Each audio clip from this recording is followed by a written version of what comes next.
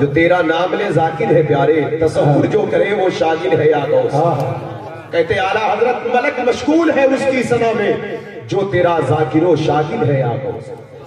हमने नाम भी लिया, फातिहा भी होती हमारे आपके घर, तो यकीन जाने गौसे पाक का फोकस जिस तालीम पर था तो वो तालीम भी हमारे ही लिए है।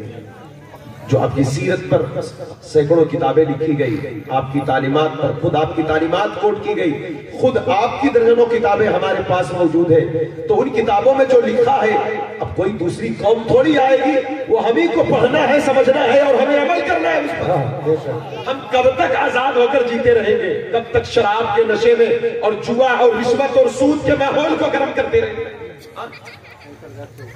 उस बात कर भैया बुजुर्गों से दुआ उस बात का सबका मुजाहिद मिल्लत का फैसला हजरात गिरामी बता, हम कब तक इस माहौल में जीते रहेंगे? मैं आपकी तवज्जो का तलबगार हूं। आज जबान है लेकिन सच्चाई नहीं है, दिल है लेकिन पाकीज़गी नहीं है, रूह है लेकिन तहारत नहीं है, सर है लेकिन सजदा नहीं है, हाथ है लेकिन सखावत नहीं है। हम कहां जा रहे हैं? तवज्जो चाहता हूं, हम कहां जा रहे हैं? हजरात गिरामी, अगर हम बड़े पीर के गुलाम हैं तो गौसे पाक के सीरत के गोशे का एक अहम पैगाम जो आपकी तवज्जो, मैं आपकी तवज्जो का तलबगार हूं। गौस पाक फरमाते हैं, देखिए ये बड़े पीर हैं, बड़े पीर जिस रात पैदा हुए हिजरी 470 में ईरान के एक कस्बा अर्ज़े गिलान में जिलान में पैदा हुआ। एक नजर बड़ा काम करती है, निगाह उठाते तो मुकद्दर समझ जाएगा, दुनिया आखिरत रोशन हो जाएगा। गौसे पाक है, गौसे पाक है। जिस रात पैदा हुए उसी रात आपके कस्बे में 1100 बच्चे पैदा हुए। कितने पैदा हुए बोले? 1100 बच्चे पैदा हुए, और मतलब सब बेटे पैदा हुए। अब जब बेटे पैदा हुए तो ये तो एक ताज्जुब की बात तो यह है कि सब बेटे पैदा हुए, और उससे बड़ा ताज्जुब यह है कि सब के सब अल्लाह के वली बन गए। जिंदाबाद जिंदाबाद। विलायत कोई खेल तमाशा नहीं है। मैंने जहां तक पढ़ा है, ये विलायत ये रब के फजल से मिलती है, लेकिन उसके साथ साथ बंदे की मेहनत मशक्कत अल्लाह ही तौफीक देता है। कुछ वही भी विलायत है, कुछ कसबी, कुछ माँ के पेट से वली बनकर पैदा हो गए और कुछ मेहनत करके। इसे हजरत सरकार मुजाहिद मिल्लत के गुलाम, ये वही भी विलायत है, मादरजाद वली सरकार मुजाहिद मिल्लत। और एक बुजुर्ग उसी दौर के सरकार हाफिज मिल्लत है, ये कसबी विलायत है। सरकार हाफिज मिल्लत मेहनत करके वली बनी। आला हजरत के दो बेटे, एक को हुज्जतुल इस्लाम कहते हैं, एक को मुफ्ती आज़म हिंद कहते हैं।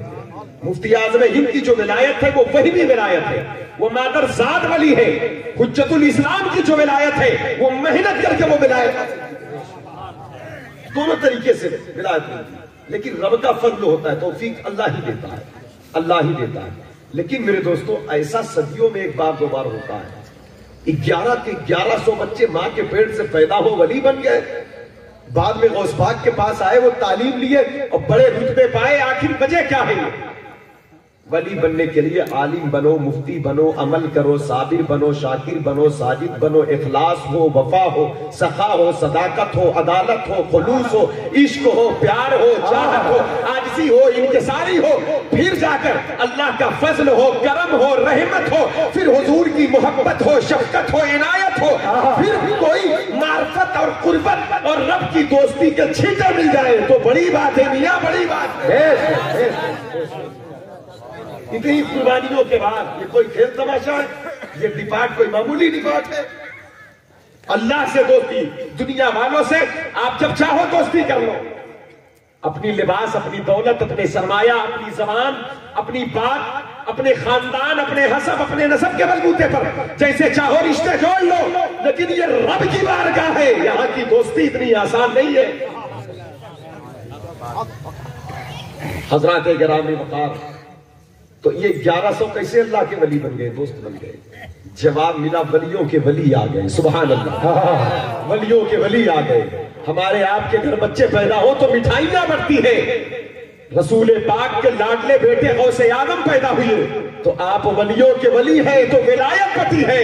माओ की गोद अल्लाह के वलियों से भर गए। नारे रिसालत फैज़ाने हुजूर गौसे आज़म मसलके आला हज़रत।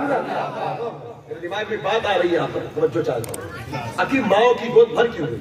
क्योंकि गौसे पाक तकवा देखना चाहते हैं, गौसे पाक पाकीज़गी देखना चाहते हैं, गौसे पाक तहारत देखना चाहते हैं, गौसे पाक रब की मोहब्बत देखना चाहते हैं। जब माओ की गोद अल्लाह के वलियों से भर गई ताकि अल्लाह बड़े पीर को वो खुशी दे दे जो वो देखना चाहते हैं, वो उनकी पैदाइश के वक्त माओ की गोद में नजर आए। तो आज भी गौसे पाक हमारे अंदर वो चीजें देखना चाहते हैं, वो तहारत देखना चाहते हैं, तकवा देखना चाहते हैं, परहेजगारी देखना चाहते हैं, सच्चाई और सदाकत देखना चाहते हैं। हम वली ना बने ठीक है, ये तो अल्लाह के करम पर है, लेकिन औलिया की अदा देखना चाहते हैं, वली के बोल देखना चाहते हैं, औलिया की सच्चाई देखना चाहते हैं। अब जरा देखें आप, ये तो गौसे पाक पैदा हुई है तो विलायत बनी। तो अब फिर गौसे पाक फरमाते लोगों सच बोला करो, सच बोलना सिफते औलिया है। क्या है? कुरान ने कहा वकूनू मा सादिकीन, सच्चों के साथ हो जाओ। कहा वल्लज़ीना ला यशहदून ज़ूर व इज़ा मर्रू बिल्लग़wi मर्रू किरामा। ऐ लोगों हमेशा सच बोलना और सच की राह का मुसाफिर बनना। जब गवाही देना तो हक की गवाही देना, हक की गवाही देना। अब इतनी बात करके अब गौसे पाक फरमाते, क्या फरमाते हैं? ऐ लोगों सुनो, मेरे हाथ पर सबसे पहला जो गिरोह तौबा किया है, सबसे पहला जो गिरोह, वो मेरी तकरीर सुन करके नहीं, मेरी करामत देख करके नहीं। पूछा गया हुजूर फिर कैसे? कहा मेरी जबान की सच्चाई देख करके। कहा 60 आदमी का गिरोह, वो डाकू थे, लुटेरे थे। ना मैंने तकरीर किया, ना मैंने कोई तबलीग किया, ना मैंने कोई करामत दिखाया। कहा वो लूटने आए थे, मैंने सिर्फ सच बोला है। अल्लाह ने सच्चाई में इतनी बरकत रखा है कि लुटेरों को मुसलमान बना दिया, उनके सख्त दिल को मोम बना दिया। वो लूट मार करने आए थे और जिसका लूट चुके थे उसका माल वो वापस कर दिया। जो चीज दिखती है वो हकीकत नहीं है, और जो हकीकत है वो दिखती नहीं है। जो चीज दिखती है वो हकीकत नहीं है। उस वक्त के हालात तो ये कह रहे थे झूठ बोलो माल बचाओ। सुने आप, उस वक्त के हालात ये कह रहे थे झूठ बोलो माल बचाओ। गौस पाक कहते मैंने हालात से नहीं, मैंने हालात से नहीं, अल्लाह और उसके रसूल के फरमान से समझौता किया। तवज्जो चाहता हूं, उठक बैठक न करें। यही तकलीफ है, यही तकलीफ हमारे माशरे की। लोग तकरीर सुनना नहीं चाहते, काम की जरूरत की बातें नहीं सुनना चाहते। मैं हंगामी तकरीर करूं तो सुनेंगे आप, वो नफा बख्श नहीं। मैं जो बोल रहा हूं आपके लिए फायदेमंद चीज है, समझ रहे हैं? माहौल बदले अपना, जल्द से जुलूस कम से कम 15-20-50 हजार स्टेज में हिंदुस्तान की जमीन पर लगते हैं। पूरे मुल्क में अभी आप जायजा लें, एक रात में तो लाखों हजारों जलसे होते हैं, और कहीं 1000 लोग होते हैं, कहीं 500 लोग, कहीं 10,000, कहीं 50,000। लेकिन लोग जलसों में तो आते हैं, एक भी नसीहत लेकर नहीं जाते, जैसे आते हैं वैसे चले जाते। अगर एक जलसे से एक एक नसीहत को पकड़े तो इनकलाब बर्पा हो जाए मुआशरे में। एक एक आदमी, एक एक तालीम, क्योंकि लोग सुनते ही नहीं है। नसीहत कहां से? लोग सुनना नहीं चाहते। उठा बैठा किए वो सुनेंगे भी तो उन बातों को सुनेंगे जिसका ताल्लुक दीन से ना होगा, कुरान से ना होगा, हदीस से ना होगा। ये हमारी कौम का अलमिया, हम और आप इस सदी में जिस दौर में जी रहे हैं, ज़हन हाजिर रखें दीन से। ये दुनिया पानी है, सूफिया कहते हैं जिंदगी बर्फ की तरह है, पानी से बर्फ जमा और पिघल कर फिर पानी बन जाएगा। हाँ? पानी से, इंसान खाक से बना फिर खाक बन जाएगा। जैसे वक्त गुजरता है, बर्फ जमने के बाद तो वह पिघल पिघल कर वो पानी बन जाता है, पानी पिघल पिघल कर। ऐसे ही वक्त जो गुजर रहा है, हम खाक की तरफ जा रहे हैं, अपने असली की तरफ जा रहे हैं। फिर उस वक्त अल्लाह उसे बाकी रखेगा जो अल्लाह का होगा, फिर उसकी शान बाकी होगी, उसका मकाम बाकी होगा, उसकी अजमत बाकी होगी। इसलिए जमीन इतराने के लिए नहीं, जमीन अल्लाह उसके रसूल के फरमुदात पर अमल करने के लिए। कहते हैं गौसे पाक मैंने हालात से नहीं, मैंने इस्लाम से समझौता किया था। मैं सच बोल करके अपने ईमान की बका के लिए सच्चाई का सहारा लिया। कहा अल्लाह ने इतनी बरकत रखा कि जो झूठ बोलकर माल ना बचा सके थे, मेरे सच ने उनके माल को वापस करवा दिया। जो लूटने आए थे उन्हें भी सच्चा बना दिया, और ये 60 अल्लाह के वली बन गए। अब एक बात और, उलमा इकराम की तवज्जो चाहता हूं। हमने जब कुरान शरीफ का पहला पारा खोला, सूरह फातिहा पढ़ा, अलिफ लाम मीम, फिर कहा ज़ालिकल किताबु ला रैब फीह, ये वो किताब है जिसमें कोई शक नहीं, हुदल लिल मुत्तकीन, ये मुत्तकियों के लिए हिदायत है, परहेजगारों के लिए ये नूर है, परहेजगारों के लिए ये किताब रोशनी है, परहेजगारों के लिए हिदायत है।